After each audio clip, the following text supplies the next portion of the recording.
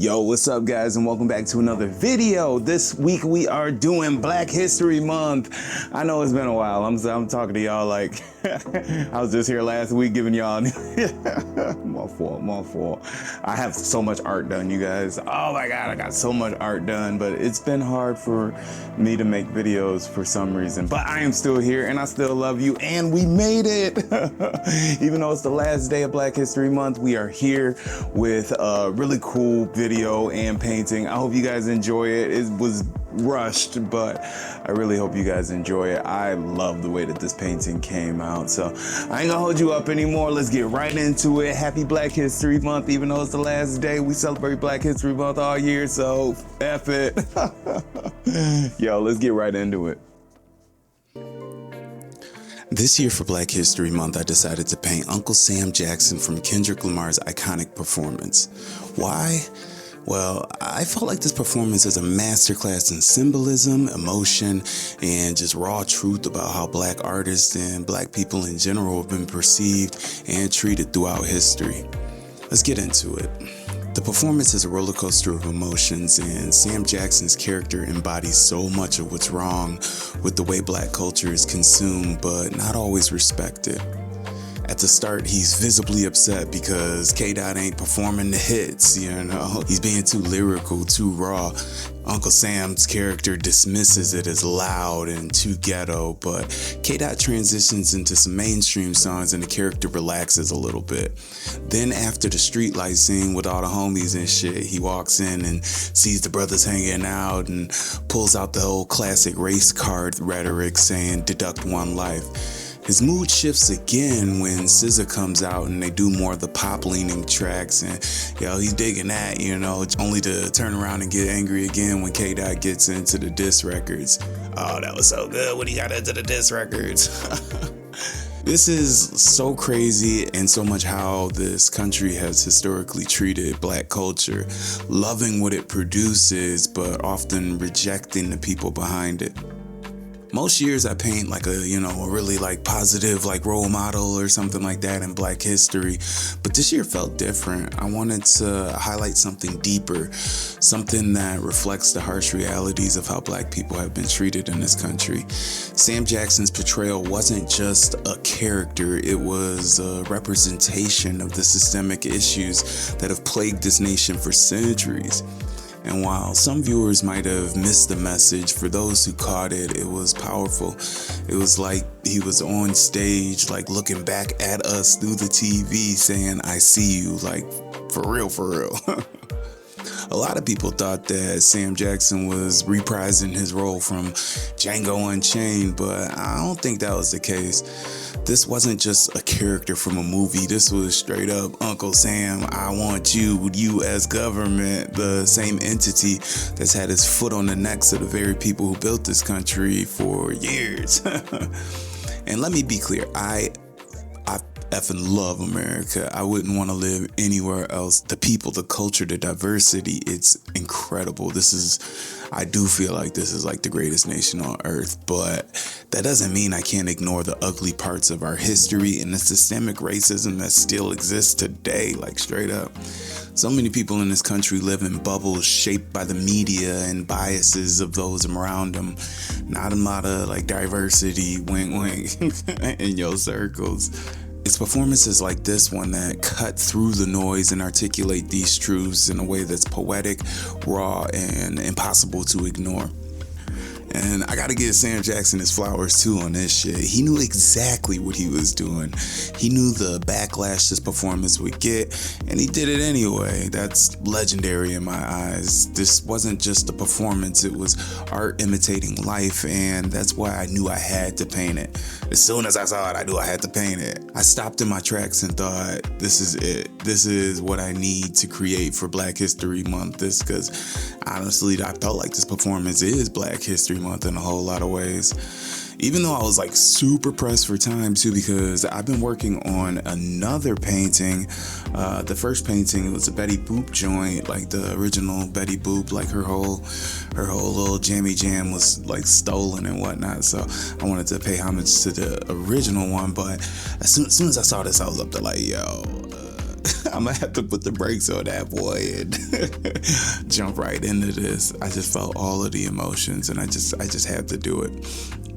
Art has always been a way to reflect the world around us, and I really felt like this performance did that in a way that was bold, unapologetic, and necessary. So here's my homage to it. I guess it's my little way of saying I see the message, I feel it, and I'm grateful for K-Dot and Sam and the dancers, the choreographers, like everybody that made that performance possible, because like I said, I see it, and I so damn good. Yeah, man.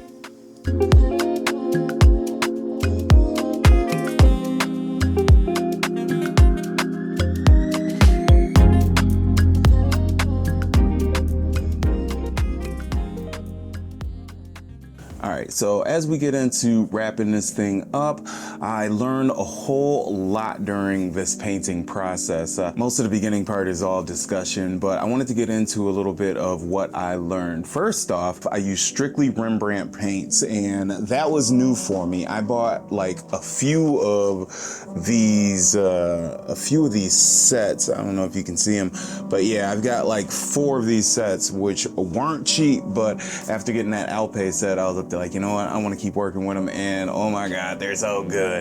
But I learned that these things are not as opaque as some of my other paints, which is a good thing. The way that they move is so good, but they require layers, so many effing layers, you guys. So, but I don't know, the quality, chef's kiss delicious. And some of the paints are more opaque than others, but they require layers. You'll thank yourself later if you make a whole bunch of them.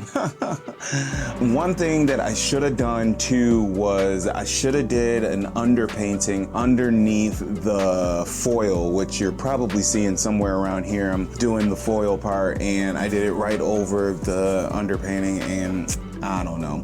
It didn't end up coming out good. I ended up, first I used acrylic metallic marker, and then that didn't work really good. So then I ended up using just black and metallic silver acrylic paint to fill in the rest of the parts and the patterns in the background. Not an excuse, but again, if I had more time, I would definitely have gone back over that with more of the foil. Another thing is, I don't know if you noticed in the beginning, but the outline was damn near completely gone away when I started doing the painting on the face. I guess I put too much of the liquid and the underpainting. I don't know what happened. I should have sealed it, but yeah, that was effed up. But it was cool because it told me that, okay, you're an artist, you know how to just, you know what I'm saying, look for it and find it. And the whole face was pretty much all done by eye, like, you know, figuring it out. Like in the beginning of the painting, you'll see that I'm just figuring out where things go.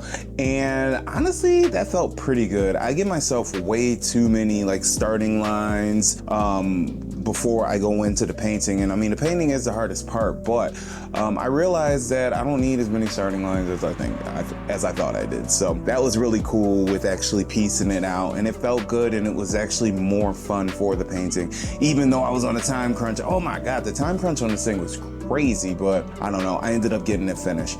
Now, you won't see the last part of what I worked on when I put on the tag and put on my little borders and all of that, because I wanted to save them for the glam shots. So stay tuned for those glam shots. But yeah, we're just gonna wrap up this last little part, and then the rest of the painting I did in all one sitting in one day. And yeah.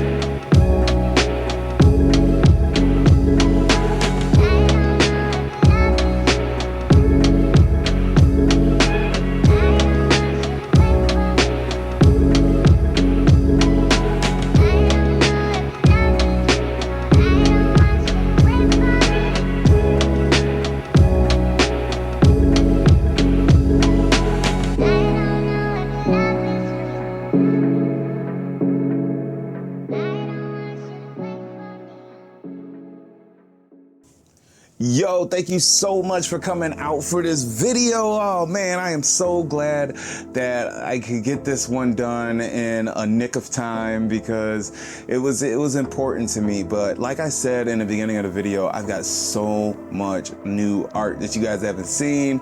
Woke got on me about getting art done, so I got one piece after he got after me, and that one is really cool. I think I'm gonna call that one Lunch Lady.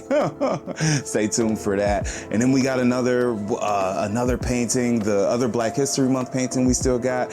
And then I'm working on my villain arc, a whole bunch of villains and whatnot. The old Last Dragon painting I had really inspired me to make a whole villain series of painting, mostly funny villains that I just love to death. Anyway, I'm telling you too much. Anyway, yo, thank you so much for coming out for this video. Thank you for not giving up on me. I still paint and I still want to share my journey with you. And even though it's hard sometimes, and sometimes you got to just throw on the camera with the studio a mess, unshaven, and just get after it and just get it out there. That's what it's gonna be sometimes. Yo, stay tuned for the next stuff, and I'll catch you in the next time for some more sweet shit. Peace, love.